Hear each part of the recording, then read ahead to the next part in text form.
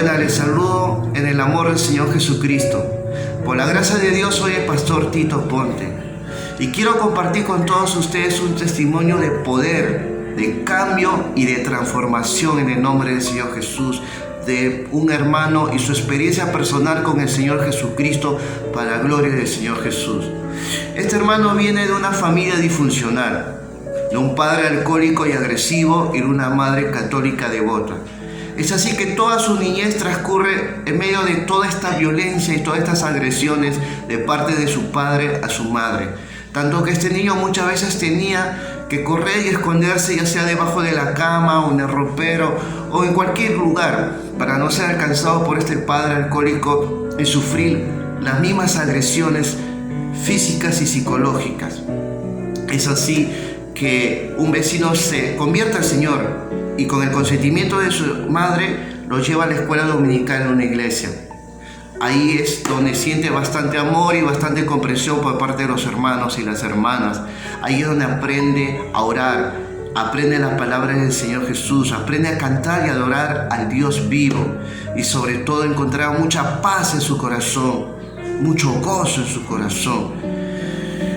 Luego a los 14 años, este padre alcohólico abandona totalmente a la familia y la familia se sumerge en una crisis económica. La madre tiene que tomar la posición de padre y de madre a la vez. Todo esto iba guardando dentro de su corazón este hermano que estaba pasando por una edad complicada como era la adolescencia, y detrás de él venían dos hermanos menores, uno de 6 años y la última de 4 años.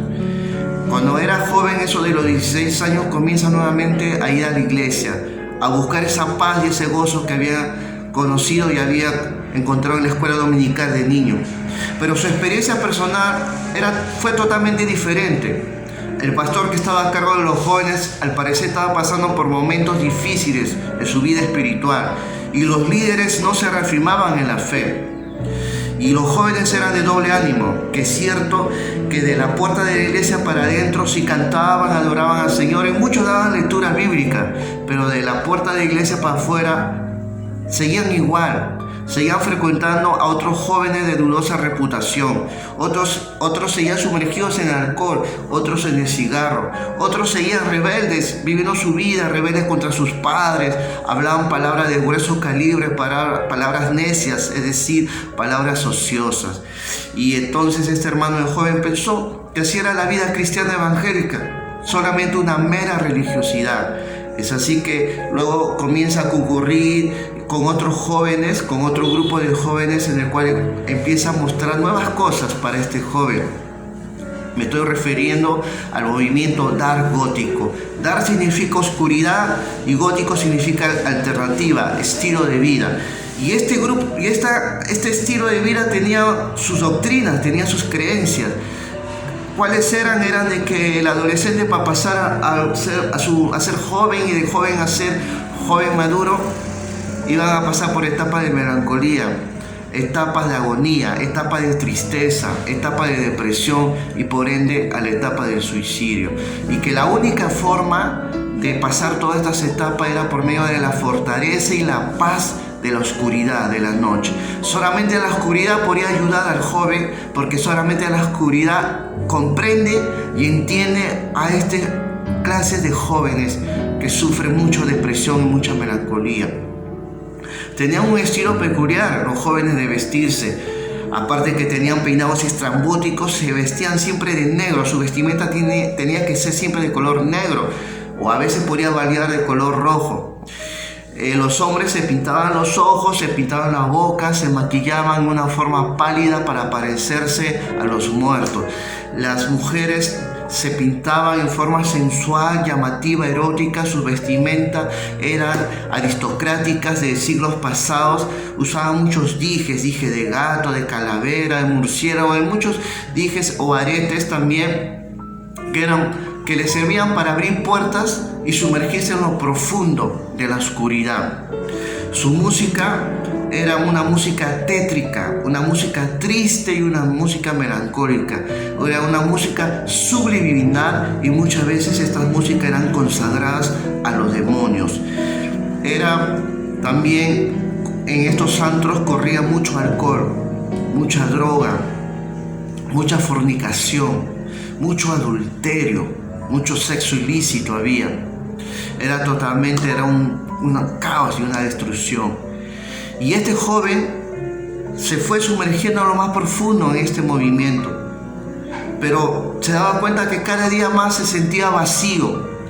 Cada día su vida iba de mal en peor. Todo lo que le prometían, todo lo que le decían, este estilo de vida no llenaba ese vacío que sentía en lo profundo de su corazón y en su ser. Es así que nuevamente se une sentimentalmente con su novia, la misma novia que era de adolescente, de tiempo de colegio, y se une nuevamente esta relación. Llega en un momento difícil de su vida este joven que muchas veces pensó en suicidarse, y gracias a Dios no llegó a cometer ese gran error. Y conversando con su novia, llegan a pensar de que la solución era viajar a Europa. Es decir, en el pensamiento pensaba: nuevo país, nueva vida. Y es así cuando se comienzan a contactar con jóvenes de países de Europa que tenían sus amistades, y que era preciso y necesario hacer una escala en un país, y ese era el país de Argentina. Pero por ende, y por muchos motivos y muchas circunstancias, no llegan al país de Argentina, sino llegan al país de Brasil. Y yo puedo decir que no eran circunstancias ni casualidades, sino que la mano de Dios Todopoderoso ya estaba guiando y estaba direccionando a estos jóvenes. Y es así que el Señor los lleva al país de Brasil, al estado de Santa Catarina, a la ciudad de Florianópolis. Ahí se hospedan en los tíos de la hermana. Y estos tíos resultan que eran diáconos de la iglesia de la Asamblea de Dios de Brasil. Gloria al Señor Jesús. Es así que la segunda o la tercera citación para ir al culto, ¿no?, a la tercera invitación, ellos acceden como algo de gratitud por lo que se estaban hospedando en esa casa, y porque en su mente y en su corazón este joven guardaba que todo era una mera religiosidad por su experiencia de joven que pasó en aquella iglesia.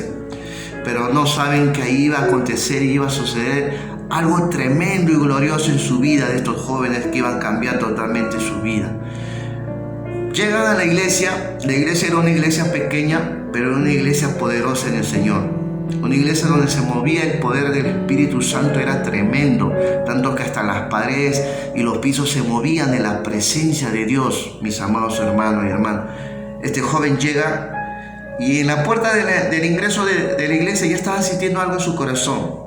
Sentía esa misma paz y ese mismo gozo que cuando sintió de niño en la escuela dominical, cuando le llevaban.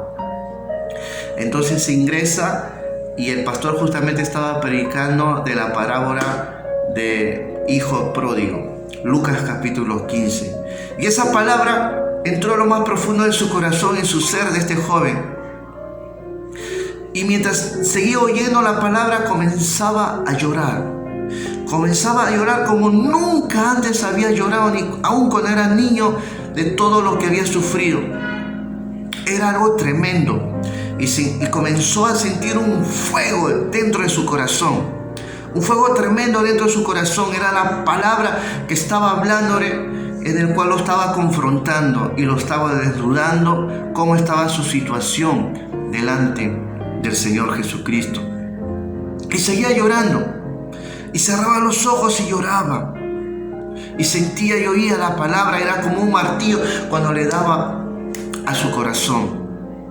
Y cerraba los ojos, y en ese momento que lloraba y oía la palabra del Señor, escucha una voz sublime, una voz como de muchos manantiales y de muchas aguas, que le dice: ven, pongámonos a cuenta.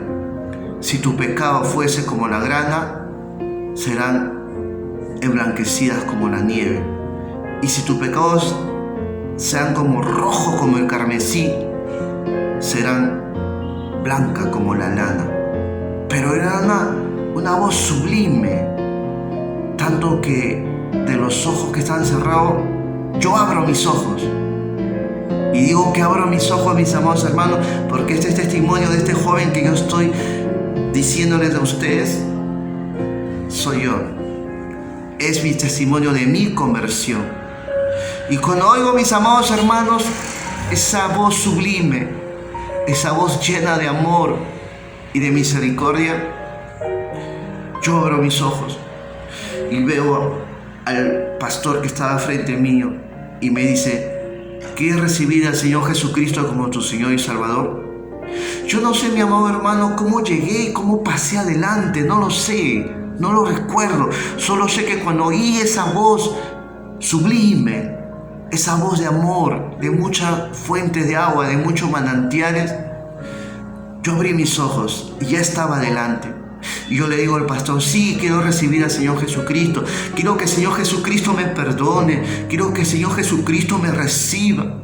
Y él me dice: haz la oración de fe. Y yo lo recibí, la oración de fe, con todo mi corazón. Y comenzaba a llorar, y a llorar, y a llorar. Y ese fuego que sentía dentro de mi corazón, ya no lo sentía no solamente en el corazón, mis amados hermanos, sino lo sentía desde la coronilla de mi cabeza hasta la punta de los pies. Era algo tremendo, era algo glorioso. El Señor Jesucristo me estaba lavando, me estaba purificando, me estaba restaurando, me estaba levantando, me estaba limpiando. Yo sentía como cosas dentro de mi ser y mi interior salían, y esas lágrimas salían de lo más profundo de mi ser. Era mi propia alma que estaba llorando, y el Señor Jesucristo lo estaba libertando. Y Sharamasaya Rimahaya. Yo puedo decir, mis amados hermanos, puedo decirles que en ese mismo momento yo tuve mi experiencia personal y genuina con mi Señor Jesucristo. Y puedo decir que tuve la experiencia del nuevo nacimiento, porque nací de nuevo ahí, en ese mismo momento que recibí al Señor Jesucristo como mi Señor y mi Salvador en mi vida. Tuve ese nuevo nacimiento, la regeneración, nací. Y ahí se cumple la palabra bendita del Señor en mi vida, cuando dice: de tal modo que el que está en Cristo nueva criatura es. Las cosas viejas pasaron, he aquí que todas son hechas nuevas. Y el Señor Jesucristo hizo mi vida nueva. Yo nunca volví a ser el mismo de antes, mi amado hermano y hermana. Yo salí de esa iglesia y seguía llorando seguía. Y al día siguiente, en la mañana, cuando desperté, ya no era el mismo. Ya no quería saber absolutamente nada con el pecado. Abominaba totalmente el pecado. No quería saber nada lo relacionado al pecado. Solamente quería llenarme de la santidad del Señor. Quería llenarme de la presencia del Señor. Quería cada día más aprender de su palabra. El Señor había puesto en mí un corazón nuevo. El Señor había cambiado mi corazón de piedra y me dio un corazón nuevo, un corazón sensible a su Espíritu Santo. Y cada día quería seguir las huellas del Señor Jesucristo.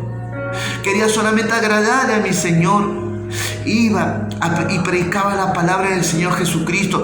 Hablaba de su gran e inmenso amor del Señor en mi vida. Lo que el Señor Jesucristo, de dónde me había sacado. Me había sacado de lo más necio para avergonzar a los sabios.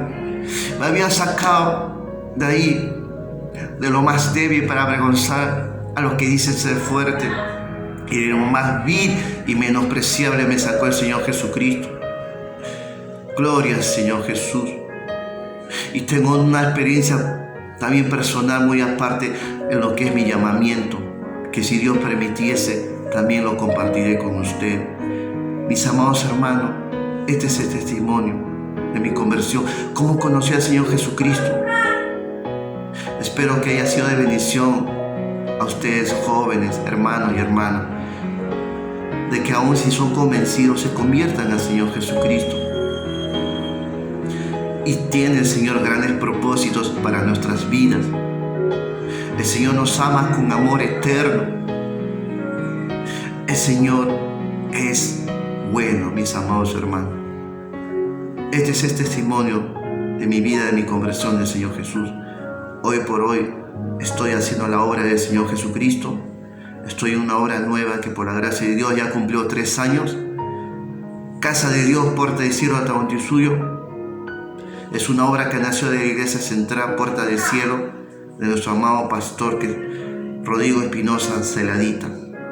Y seguimos trabajando para el Señor, junto con mi esposa y junto con mis 2 hijos que el Señor me ha bendecido.